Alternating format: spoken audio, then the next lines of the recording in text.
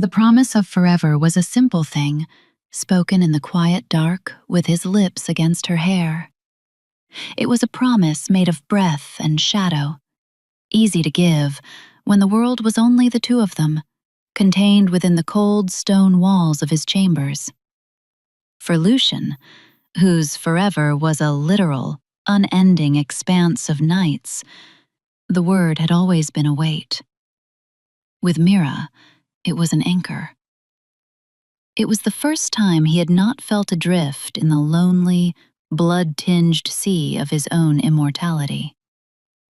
Her mortality was the flaw in the promise, the unspoken tragedy they both ignored, but the intent was pure. Forever was the shape of his love for her. He found her in the southern gardens, where the moon-petal blossoms unfurled their silver faces to the coming night. She was tending to a patch of night phlox, her human hands, so impossibly warm, coaxing life from the soil. The scent of damp earth and sweet flowers clung to her, a fragrance of life that was more intoxicating to him than any perfume. He stood in the archway of the covered colonnade, a creature of stone and shadow, watching her. The fading light of the twin suns painted the sky in bruises of violet and rose, and the glow caught in her auburn hair, setting it ablaze. In that moment, she was a small, bright flame in the vast twilight of his kingdom, and the thought of extinguishing even a fraction of her light was a physical agony. He had been with his council for 6 hours.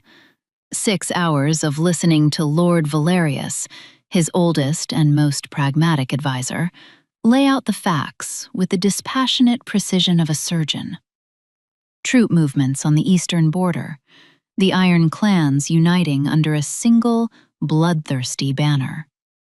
Alliances crumbling like sun-bleached bone. Their kingdom, for all its ancient power, was isolated, vulnerable. The Dragon's Tooth Pass is the only viable route for their armies, Valerius had said, his voice a dry rustle of parchment and dust.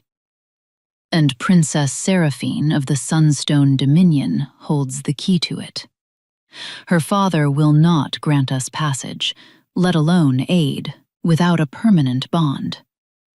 A marriage, my king. The word had landed in the silent council chamber like a thrown stone. Marriage.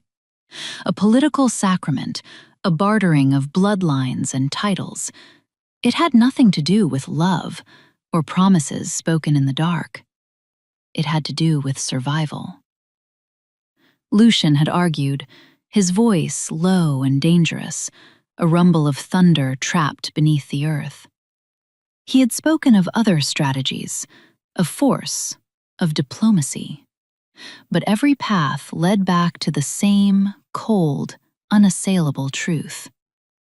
They needed the alliance, or they would face a war on a scale not seen in a millennium.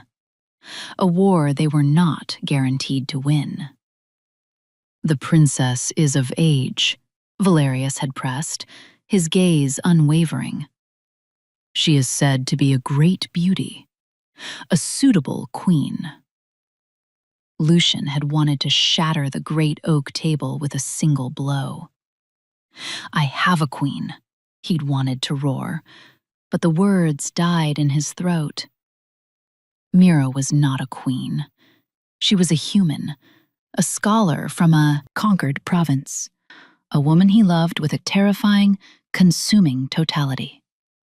In the eyes of his court, she was a diversion, a beloved, respected consort perhaps, but not a queen, not the key to their salvation.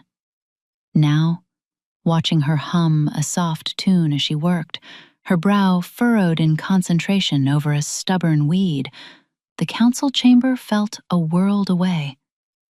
This was his world. Her warmth, the steady, rhythmic beat of her heart that was a constant song beneath the silence of his own. He could feel it from across the lawn, a drumbeat of life that called to every dead cell in his body. He finally moved, his steps silent on the flagstones. She didn't startle when he came to stand behind her. She had long grown accustomed to his soundless approach. She simply leaned back against his legs, her head resting on his thigh, and sighed. "Long meeting?" "The longest," he murmured, his hand coming down to rest on her hair. The silk of it was a shock of warmth against his cold skin. He tangled his fingers in the strands, a desperate, possessive gesture. This, he thought, this is real. The rest is just noise. "Valerius looks more grim than usual," she said, her eyes still on the flowers. "He has a way of sucking all the air out of a room." Lucian almost smiled. He would consider that a compliment. He knelt behind her, his knees sinking into the soft earth, uncaring of the dirt on his fine trousers. He wrapped his arms around her, pulling her back against his chest, and buried his face in the curve of her neck. He breathed her in, earth, flowers, and the unique, irreplaceable scent of Mira herself. He could stay here for a century. "Lucian?" Her voice was soft, questioning. She could feel the tension in him, the frantic energy coiling beneath the stillness of his embrace. "What is it?" He couldn't form the words. He was a king who had commanded armies, a creature who had bent the wills of mortals and immortals alike for centuries.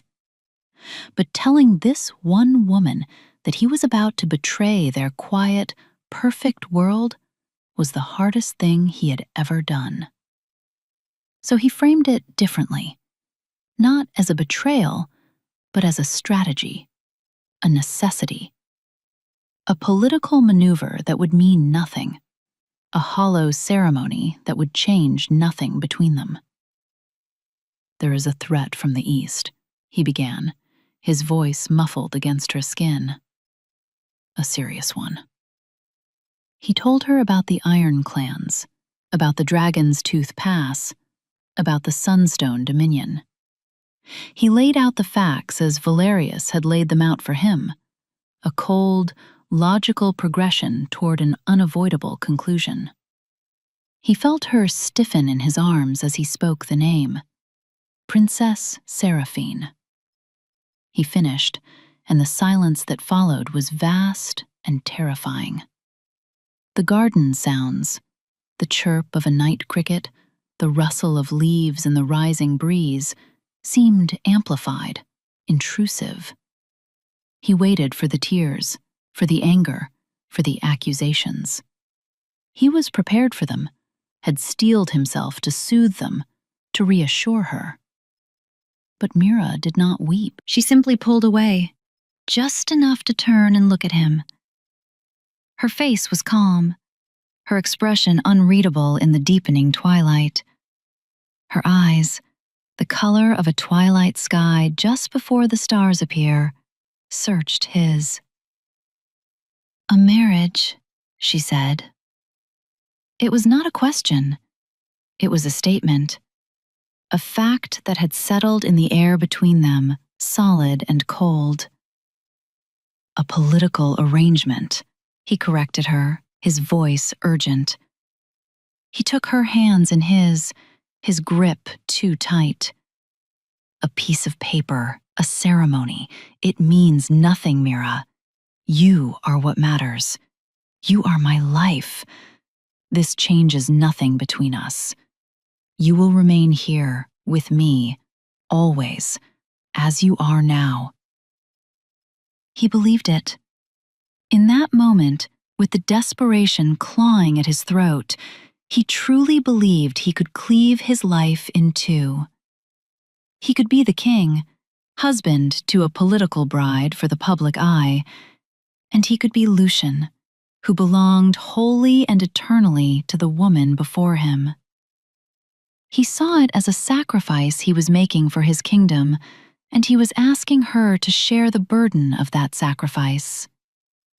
She looked down at their joined hands, his pale and large and inhumanly strong, hers smaller, warmer, smudged with dirt. She was quiet for a long time, so long that Lucian's unbeating heart felt like a stone in his chest. When she finally looked up, her expression was one of profound, heartbreaking sadness. But her voice, when she spoke, was steady. "I understand," she said. And he, in his arrogance and his desperation, mistook her stillness for acceptance. He heard her words, but missed their meaning entirely. He did not see that she was not accepting his terms. She was accepting a truth he was too blind to see.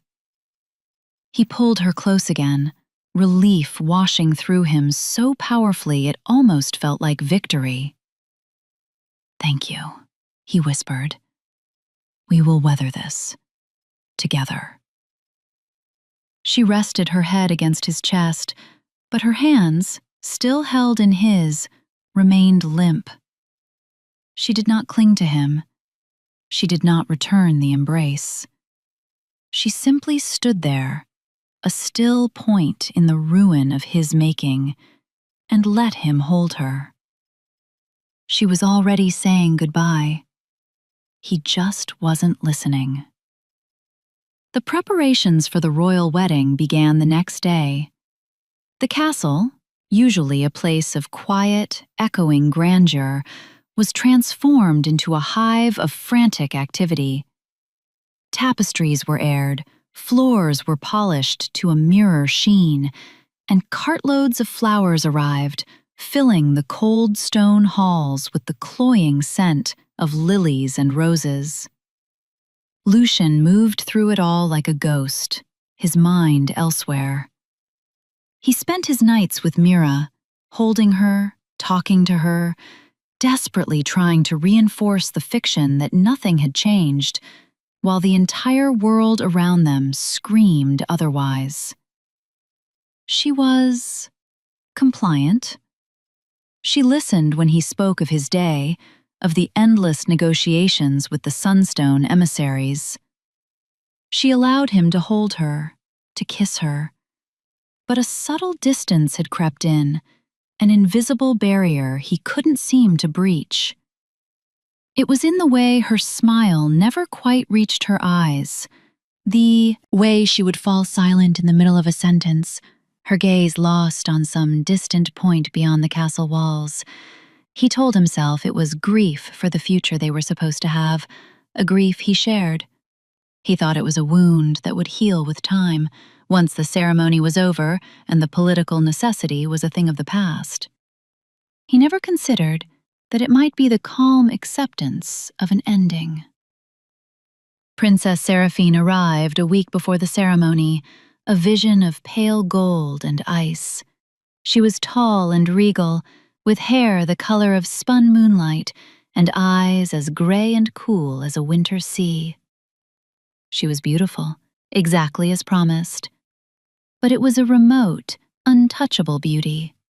She moved with the serene grace of someone who had been trained for this exact role her entire life, her emotions a carefully guarded fortress. During their stilted, formal meetings, her courtesy was impeccable, her conversation intelligent, but there was no warmth. They were two pieces on a political board, moving as they were directed. For this, Lucian was grateful. It made the lie easier to bear. He had asked Mira to design the floral arrangements for the wedding hall. It was a selfish, desperate act, a way to weave her into the ceremony, to feel her presence in a day that was a betrayal of her. He wanted her touch on everything. He imagined she would refuse, but she agreed without hesitation. She worked tirelessly, her hands gentle and sure, as she wove garlands of white roses and silver-leafed ivy. She created a masterpiece, a winter forest blooming in the heart of the great hall. It was breathtakingly beautiful, and it was heartbreaking. Each perfect blossom felt like an accusation. The night before the wedding, he found her in their bed, not sleeping, but staring up at the canopy. The moonlight streamed through the high-arched window, painting a silver stripe across the silken sheets. "You don't have to be there tomorrow," he said, his voice quiet in the stillness of the room. He sat on the edge of the bed, not touching her. "No one would expect you to." She turned her head on the pillow to look at him. Her face was a pale oval in the gloom. "I want to be," she said softly. "I should be." He didn't understand. He thought it was a display of strength, of defiance, a way of showing the court, and him, that she would not be hidden away. It filled him with a painful, misplaced pride. "What will you wear?" he asked, trying to imagine her in the crowd of formally attired nobility. "Something blue," she said, and a real smile, the first he had seen in weeks, touched her lips. It was a sad, fleeting thing. "A color for new beginnings." He leaned down and kissed her forehead. Her skin was cool. "I love you," he whispered against her temple. "Remember that. Tomorrow is just noise. You and I are the silence underneath it." "I will remember," she promised. And she would. She would remember it as the last time he ever spoke those words to her in their shared bed, in the quiet of their shared life. The wedding day dawned cold and clear. The sky was a pale, washed-out blue. The sun, a distant, watery disk. Lucian stood before the high altar in the grand sept, clad in black and silver, the weight of his ceremonial robes a physical burden. The hall was filled to capacity with the nobility of 2 kingdoms. The air was thick with the scent of lilies and melting beeswax. He felt detached, an actor playing a role he hadn't rehearsed. His eyes scanned the crowd, searching. And then he saw her. She was standing near a pillar in the back, half hidden in shadow. She was wearing a gown of deep sapphire blue, the color of the evening sky just after the sun has vanished. The fabric shimmered in the candlelight, and it made her stand out from the muted tones and garish jewels of the court. Her hair was swept up, revealing the elegant line of her neck. She was not crying. She was not scowling. She was watching him with a look of serene, absolute focus. And she was smiling. It was a small, gentle smile, but it was genuine. It was the most beautiful and terrifying thing he had ever seen. The great doors opened. Princess Seraphine began her slow procession down the aisle. She was a vision in white and gold, an ice queen from a forgotten legend. Every eye in the hall turned to her. But Lucian's gaze remained fixed on the woman in blue. He saw Mira's smile widen slightly as the bride passed her. It was a look of approval, of peace. His mind reeled, unable to process the contradiction. How could she look so at peace at the funeral of their future? He went through the ceremony in a daze. He spoke the ancient vows, his voice a hollow echo in the vast space. He placed the ring, a cold band of sunstone gold, on Seraphine's delicate finger. Her hand was cool, unresponsive. When the high priest declared them bonded, a polite wave of applause rippled through the hall. He looked out again, to the pillar. She was gone. A cold dread, sharp and immediate, pierced through the fog of his detachment. He scanned the crowd again, his gaze frantic now. The space by the pillar was empty. He told himself she had just stepped away, gone to the reception ahead of the crowd. But the knot in his gut tightened. The reception was a grand, suffocating affair. Wine flowed, music played, and hundreds of lords and ladies laughed and plotted and gossiped. Lucian stood beside his new bride, accepting congratulations, his smile a mask of agony. His eyes never stopped moving, searching every face, every corner, every doorway. Seraphine stood beside him, a portrait of regal composure, occasionally murmuring a polite response. If she noticed her new husband's frantic distraction, she gave no sign. He endured it for an hour, the polite fiction becoming more unbearable with every passing minute. Finally, he could stand it no longer. He gave Seraphine a murmured excuse about greeting a distant delegate and broke away from the dais. He moved through the throng, his steps quickening until he was almost running. He went to her rooms first. The door was unlocked. He pushed it open, his breath catching in his throat. The rooms were silent, empty. But they were not just empty of her. They were tidy, impersonally so. The books she was reading were no longer on the bedside table. The shawl she always left draped over her favorite chair was gone. Her small collection of dried herbs and flowers had vanished from the windowsill. A single vase stood on her writing desk, holding one perfect white moon-petal blossom. Panic, cold and absolute, seized him. He tore through the castle, the library, the gardens, the astronomy tower, all their places. He was met with nothing but echoing silence and the scent of wilting flowers. He sent his royal guard out, first discreetly, then with open urgency. "Find her," he commanded, his voice raw. "Find Mira." By the time the twin suns rose on the first morning of his new marriage, the truth had settled in his soul like a shard of ice. She hadn't just left the reception. She hadn't just left the castle. She had vanished, and the single, perfect flower left on her desk was not a promise of return. It was a signature, a final, beautiful, deliberate period at the end of their story. The smile she had given him in the sept had not been one of strength.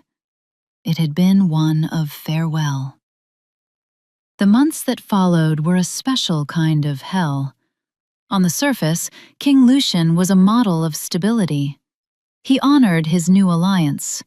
He worked with Seraphine's father to fortify the Dragon's Tooth Pass, presenting a united front that made the Iron clans reconsider their imminent invasion. He ruled his kingdom, sat in council, and performed the duties of a monarch with cold, grim efficiency. His queen, Seraphine, was a perfect partner in this public charade. She was intelligent, politically astute, and emotionally distant. Theirs was a marriage of quiet, respectful emptiness. Two sovereigns sharing a castle, but not a life. They rarely dined together, and they slept in separate wings of the royal palace. The arrangement suited them both. But beneath the veneer of the capable king, Lucian was a man obsessed. Every resource not dedicated to the defense of the realm was poured into the search for Mira. His best trackers, his most subtle spies, fanned out across the continent. He followed every rumor, every whisper of a red-haired woman with a scholar's hands and a quiet smile. He chased ghosts through bustling port cities and forgotten mountain villages. He found dozens of women with auburn hair, but none of them had her eyes, the color of a summer sky at dusk. None of them smelled of earth and parchment. Valerius cautioned him, his voice dry as ever. "Your Majesty, the alliance is fragile. Your preoccupation is noted. It is unbecoming." "Find her, Valerius," Lucian had snarled, his controls snapping for a brief, violent moment. "Or I will tear this kingdom apart, stone by stone, to do it myself." The local vampire had simply bowed, his expression unreadable, and left the king to his torment. Lucian's nights were the worst. He would walk the halls of his own castle, a prisoner of memory. He would stand in her empty rooms, where the scent of her was now just a phantom his desperate mind conjured. He would trace the curve of the chair where she used to read, his fingers meeting only cold silk.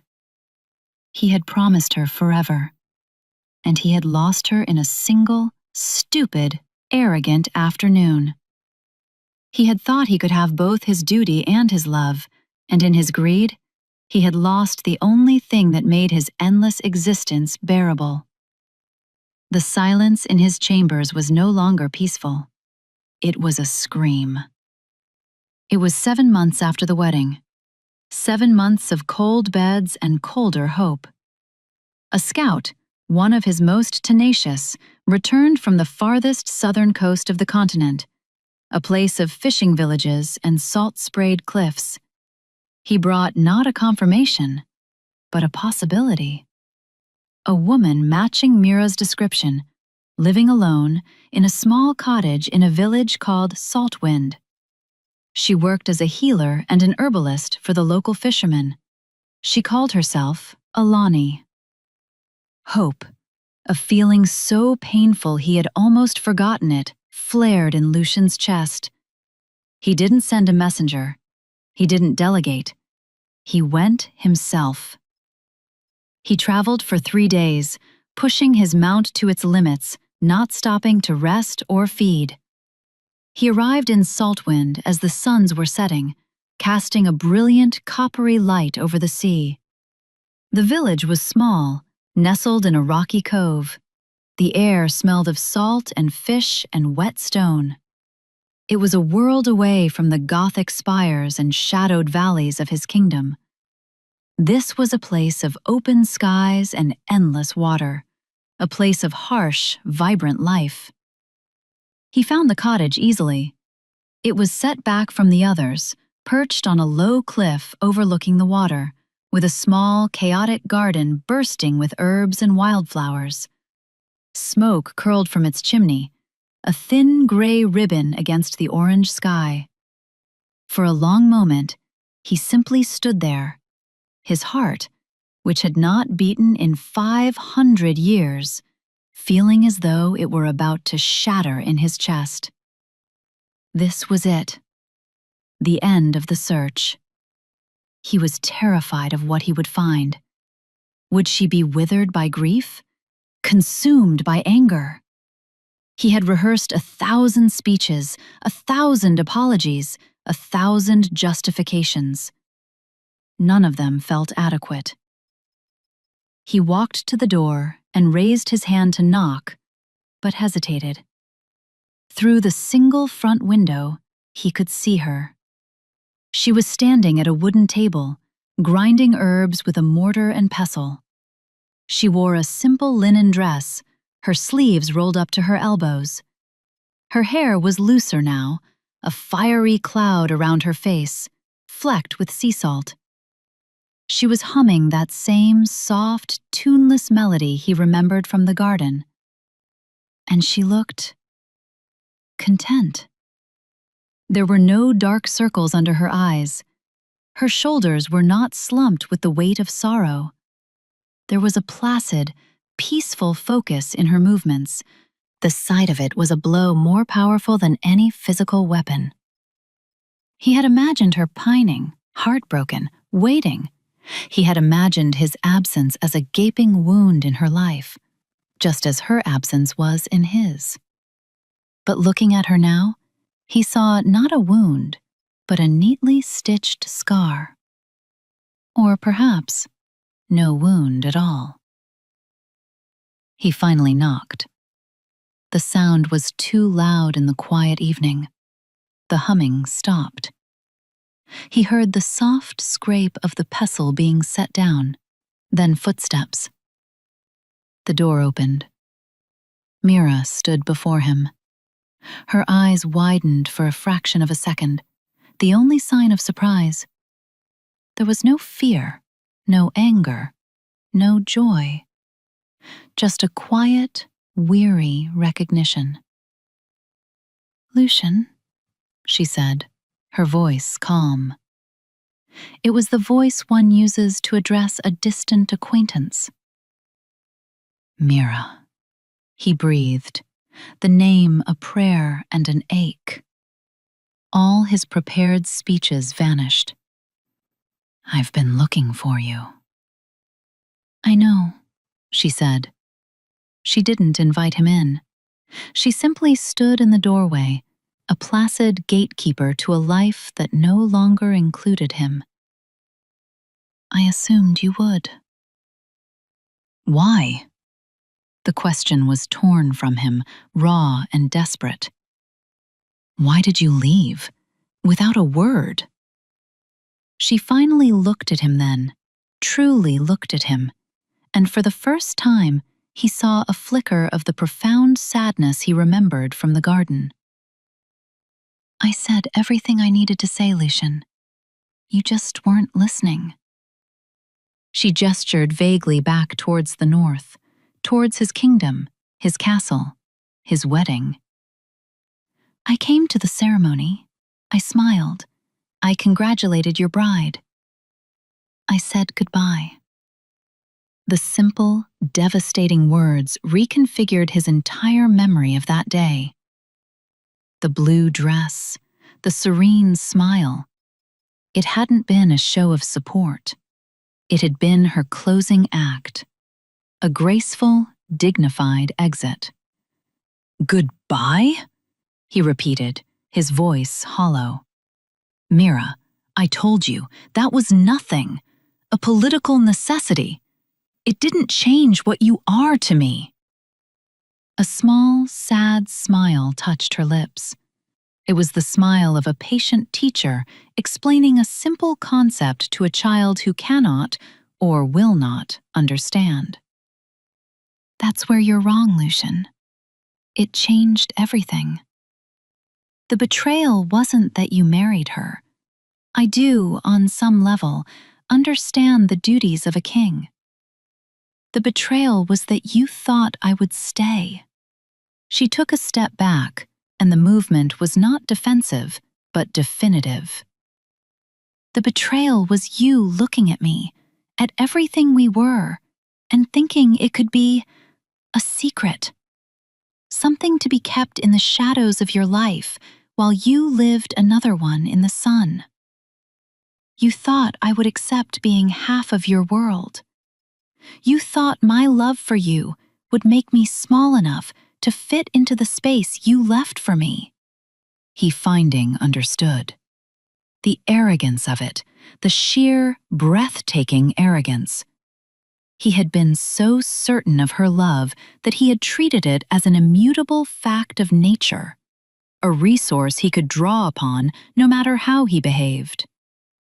He hadn't asked her to share a burden. He had asked her to diminish herself. He had offered her the title of royal secret, of beloved mistress, and called it love. "I didn't," he started, but the words died. It was exactly what he had done. He had seen their love as separate from his life, when for her, it was her life. "I loved you," she said, her voice soft but clear as a bell. "I loved you enough to want all of you, not just the parts you were willing to spare. And I loved myself enough to not accept anything less." She glanced out at the sea, at the waves breaking on the shore. "So I left.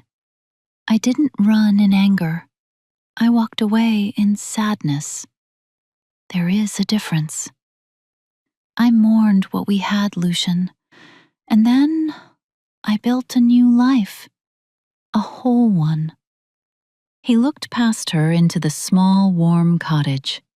He saw shelves of books, bundles of drying herbs, a half-finished weaving on a loom. It was a small life, a simple life, but it was complete. It was hers. He was an intruder here, a ghost from a past she had already laid to rest. "I can fix it," he said, the words desperate, foolish. "I can end the marriage. The threat is contained. The alliance is stable. I can—" "It's not about the marriage anymore," she interrupted gently. "Don't you see? It's about the choice you already made. You stood in that hall and you chose. I just chose too." She didn't hate him. He almost wished she did. Hate was an emotion born of connection, of passion. Her calm, her peace, her gentle finality. That was a chasm he didn't know how to cross. He had come here expecting to retrieve something he had lost. He realized now he was here to beg for something he had thrown away. And it wasn't here anymore. She had already moved on. He stood on her doorstep for a long time after she had quietly closed the door, leaving him alone with the sound of the sea and the ruins of his own certainty. The journey back to his kingdom was a blur of self-recrimination. Mira's words echoed in his mind, stripping away his justifications and leaving only the ugly, selfish truth. "You thought my love for you would make me small enough." He had tried to put her in a gilded cage, and she had simply opened the door and flown away. He had not lost her. He had set her free with his own foolishness. He arrived at the castle a different man. The frantic obsession had been replaced by a cold, clear purpose. The problem wasn't Mira's absence. The problem was his choice. The one he had made in the council chamber. The one he had solidified at the altar. It was a choice he had to unmake. He sought out Seraphine immediately. He found her in the royal aviary, a place she favored, her slender fingers stroking the feathers of a snow-white gerfalcon. The bird was fierce and wild, but it gentled under her touch. "Your Majesty," she said, her voice even, not turning to look at him. "You have been away." "I have," Lucian said, stopping a respectful distance from her. "I have been to the southern coast. I found her." Seraphine finally turned. Her cool gray eyes held a flicker of something, not surprise, but confirmation. "And is she well?" "She is," Lucian said. "She is living. She is whole." The word was painful to say. "She has moved on from a life that I asked her to fracture for my convenience." A long silence stretched between them, punctuated only by the soft calls of the birds. Seraphine looked from Lucian's tormented face to the calm, predatory stillness of the falcon on her glove. "We have both been living fractured lives, haven't we?" she said, her voice quiet. Lucian looked at her, truly seeing her for the first time not as a political pawn, but as a person. "I owe you an apology, Seraphine. I used you. I used your name and your kingdom to solve my problems, and I have been an absent, hollow husband. It was a dishonorable thing to do." She gave a small, wry smile. It transformed her face, making her look younger, less like an ice queen and more like a woman. "Your honor is your own affair, but your absence has been a gift." She hesitated, then seemed to come to a decision. "My father arranged this marriage. I did my duty, but my heart was not part of the treaty." She looked towards the aviary's entrance, where a man was standing, half hidden in the shadows. It was Captain Ivan, the commander of her personal guard, a man with a warrior's build and quiet, watchful eyes that never strayed far from the princess. Lucian had seen him 100 times, but never truly noticed him. Now, he saw everything. The way Ivan's posture relaxed slightly when Seraphine looked at him. The way her own regal stiffness softened in his presence. "Ah," Lucian said softly. He felt a pang, not of jealousy, but of profound, shared understanding. He had been so consumed by his own tragedy that he had never considered hers. "The alliance is secure," Seraphine continued, her gaze returning to Lucian. "The Iron Clans have retreated to lick their wounds. My father has what he wanted, a permanent bond with your kingdom, a guarantee of mutual defense. The purpose of this marriage has been served." She stroked the falcon's head one last time before lifting her hand, allowing the bird to launch into the air and circle the high-domed ceiling. "But a cage is still a cage, no matter how gilded. For all of us." "I will grant an annulment," Lucian said immediately. "On whatever grounds you wish. I will take the political blame.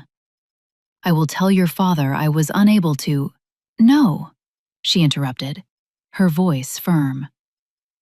"We will do this together. We will frame it as a mutual decision. A political alliance so strong it no longer requires the bond of marriage to sustain it. We will write a new treaty, one of sovereign nations, not of husband and wife. It will be more honest, and stronger for it." He looked at her with newfound respect. "You are a better politician than anyone in my council, Seraphine." "I am a better politician than my father," she corrected him, a glint of steel in her eyes. "He just doesn't know it yet." She glanced once more towards Captain Ivan, who gave her the slightest of nods. "You go and fight for your whole life, Lucian. I intend to do the same."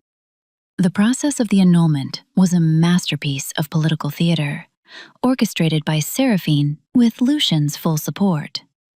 They presented a united front to their councils, their families, and their kingdoms. Lord Valerius was apoplectic, seeing it as a sign of instability, but Lucian was immovable. For the first time in centuries, he was not just a king acting out of duty. He was a man acting out of conviction. He was choosing. When the last document was signed and the high priest had declared their union void, a profound sense of lightness filled him. He was no longer a king cleaved in two. He was just Lucian. And he had a life to win back. He did not ride to Saltwind in a royal procession. He went alone, on a single horse, with no crown and no guards. He did not go to Mira's cottage. Instead, he bought a small, derelict fisherman's hut at the opposite end of the village, a hovel with a leaking roof and a door that barely hung on its hinges. And he began to work. He learned to mend nets from an old fisherman with hands as gnarled as driftwood. He learned to read the tides in the sky. He learned to repair his own roof, his immortal strength making the heavy work easy, but his inexperience making it clumsy and slow. He was a king who could command the earth to tremble, yet he struggled to hammer a nail straight. The villagers were wary of him at first, this tall, pale stranger with haunted eyes and an accent from the heart of the kingdom. But he was quiet, he was respectful, and he worked hard. Slowly, a cautious acceptance took root. He saw Mira, of course. He saw her at the village market, buying bread and vegetables. He saw her walking along the cliffs, gathering herbs. He never approached her. He never spoke to her. He simply let her see him. He let her see him living a small, simple, whole life. He let her see him choosing to be there, in her world, on her terms. Weeks treated into a month, then 2. He would sometimes leave a basket on her doorstep in the pre-dawn light, a rare shell he'd found on the beach, a perfectly ripe wild peach from a grove he'd discovered, a bundle of firewood he'd chopped, dry and ready for her hearth. He never left a note. He never waited for a response. They were offerings, not demands. One evening, he was sitting on his own small porch, watching the tide roll in, when he saw her walking towards his hut. His breath hitched. She stopped at the edge of his property, where a crooked stone wall separated it from the coastal path. She was holding one of the shells he had left her, a spiral of pearlescent white. "The roof doesn't leak anymore," she observed, her gaze on his handiwork. "Most of it," he admitted, his voice rough from disuse. "The western corner still needs work." She was silent for a long time, turning the shell over and over in her hands. "Why are you here, Lucian?" she asked, her voice soft, but the question was direct, unyielding. "Because you are," he answered, his voice stripped of all artifice, all royal command. It was the simple, unvarnished truth. "I was wrong. I broke the most important promise I ever made. Not by marrying Seraphine, but by thinking so little of you, of us, that I believed you would accept being a part of my life instead of its center. I can't undo that. I can't take back the choice I made. But I can make a new one, every day. And my choice is to be here. To learn how to mend things, even if the only thing I ever manage to mend is this roof." She looked at him, her eyes searching his face, and for the first time since he'd arrived, he let her see everything. The regret, the shame, the boundless, aching love that had driven him across a continent and brought him to his knees in this tiny, wind-swept village. He had no power here. He had no title. He had nothing to offer her but himself. This broken, humbled version of the king she had once known. She didn't say anything more. She just placed the shell on top of the stone wall, a silent acknowledgement, and walked away. But it was a beginning.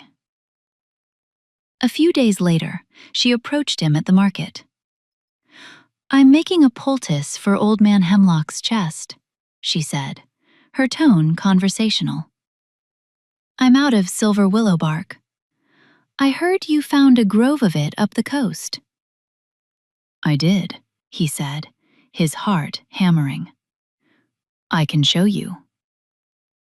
They walked together, in silence at first, along the cliffs.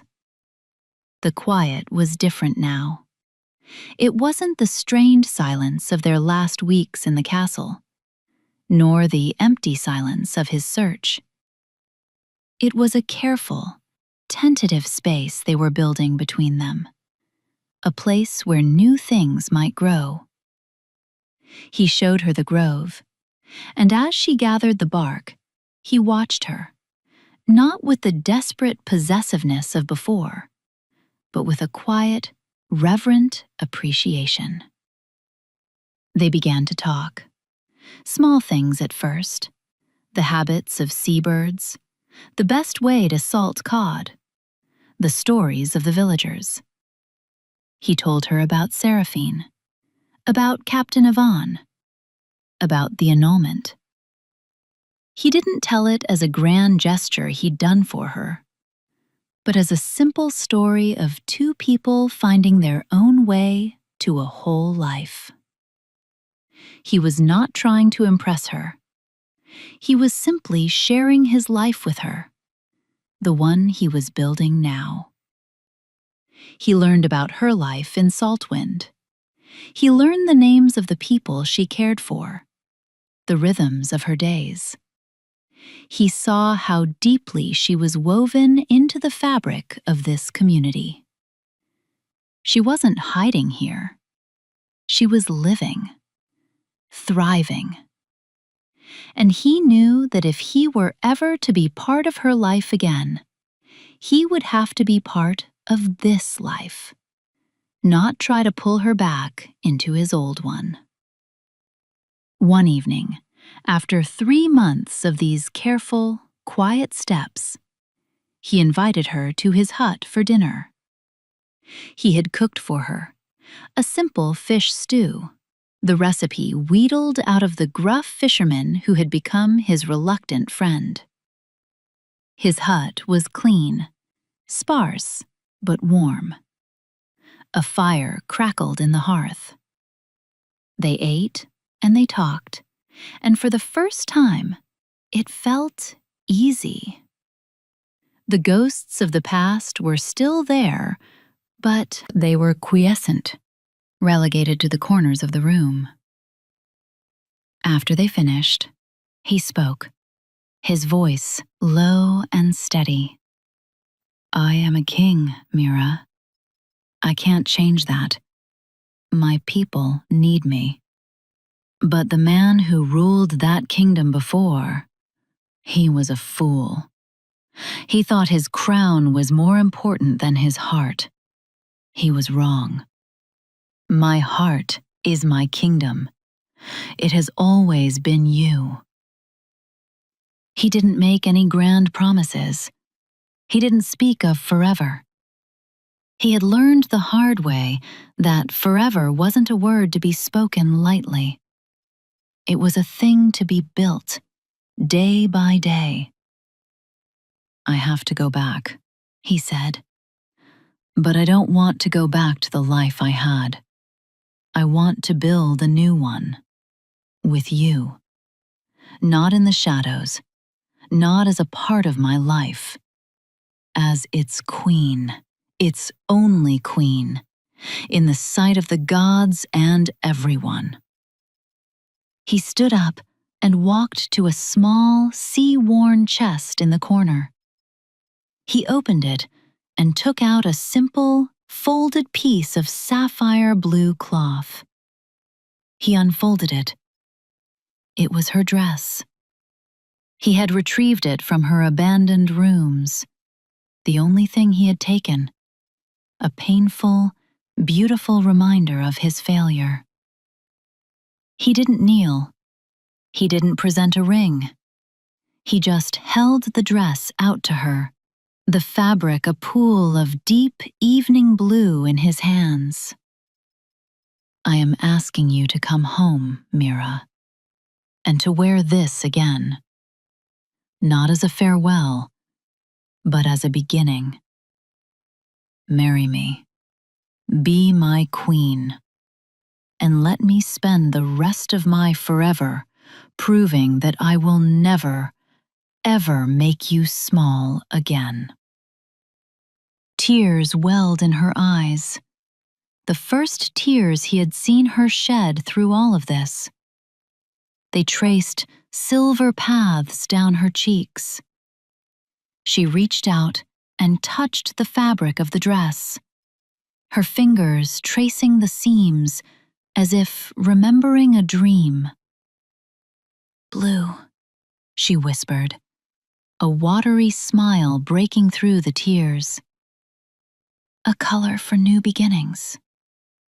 She looked up at him, her eyes clear and shining, and in them he saw not just forgiveness, but the hope he thought he had extinguished forever.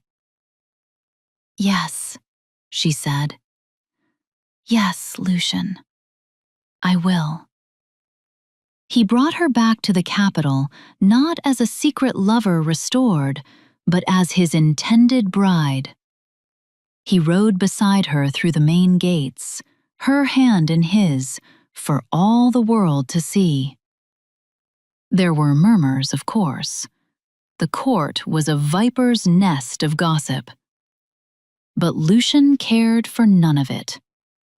He convened the full court in the grand throne room.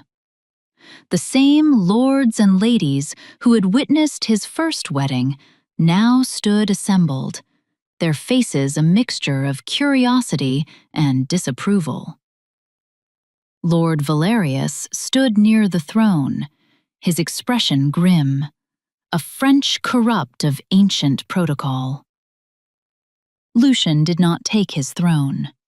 He stood on the floor, in the center of the hall, holding Mira's hand. He was dressed simply, not in his royal finery. He was not a king making a proclamation. He was a man making a pledge. "Represent of the court," he began, his voice clear and resonant, filling the vast hall. "You have known me as your king for 5 centuries. You have known me to be a ruler who prioritizes the stability and security of this kingdom above all else. I have made treaties, waged wars, and even entered into a sacred union for the sake of that duty. But in my service to the crown, I neglected the service to my own soul, and in doing so, I committed a grave error." He turned to Mira, his gaze softening. "I betrayed the trust of the one person who makes this life, this kingdom, worth protecting. I asked her to accept a place in the shadows, believing that my duty as king was a separate and greater thing than my love as a man. I was wrong." He squeezed her hand. "There is no separation. My love for this woman is not a weakness. It is the source of my strength. It is the light that guides my conscience. She is not a consort. She is not a dalliance. She is the center of my world, and from this day forward, she will be the center of this kingdom." He turned back to the stunned, silent court. "I present to you Mira of Saltwind, my chosen bride, my intended queen, my only queen. Her word will be my word. Her command will be my command. Any who disrespect her, disrespect me. And any who disrespect me will find that my patience is not as eternal as my life." He paused, letting the weight of his words settle. He met Valerius's gaze, a silent challenge passing between them. The old vampire's face was a mask of stone. But after a long moment, he gave a slow, formal bow. It was an acceptance. The rest of the court, seeing their cue, followed suit, a rustling wave of silk and velvet as they bent their knees to their new, unexpected queen. The wedding took place a week later. It was not a grand political spectacle like the first. It was an intimate ceremony in the Moon Petal Garden, the place where he had first broken her heart. Now, it would be the place he made it whole again. Mira wore the sapphire blue gown. As she walked towards him down an aisle strewn with white rose petals, she was not the serene, heartbreakingly distant woman from his first wedding. She was radiant, her eyes fixed on his, her smile open and full of a joy that was reflected in his own soul. They spoke their own vows, simple and direct. He promised to honor her, to see her, to choose her, every day in the light. She promised to trust him, to love him, and to help him build a future worthy of their second chance.